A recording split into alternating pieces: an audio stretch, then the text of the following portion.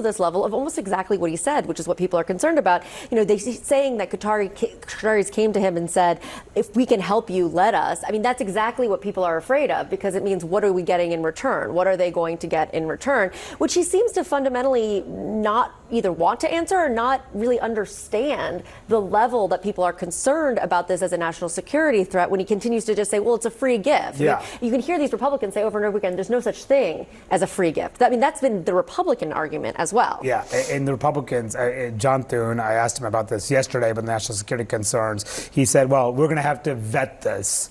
And he called it a hypothetical situation. And then I asked Mike Johnson, the Speaker of the House, about it yesterday. And he said, well, Trump, of course, shares the same national security concerns that we do, and he'll make sure this is a secure exchange. Well, look, stripping down the plane and making sure there aren't any hidden microphones on there, I as someone who's never retrofitted a 747, that doesn't seem like yet. the biggest. Yeah, not yet. The day is young. That doesn't seem like the biggest challenge here. To me, the bigger question is, will Thune and Johnson follow through and do real oversight?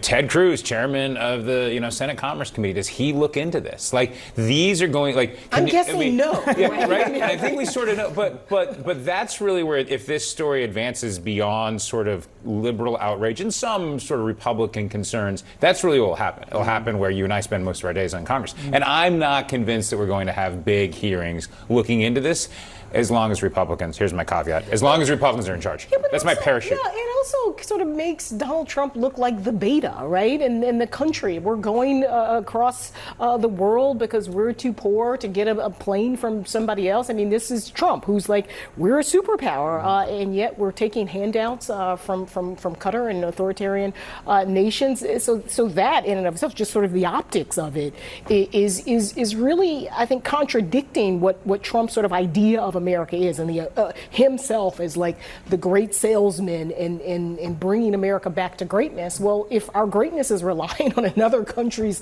largesse, it seems to be a contradiction. Yeah, but he's just going to say he's getting a good deal, right? Yeah. He's already said that, right? I mean, he would say the opposite, that he's getting the deal because he's the alpha and they want to give him. But also,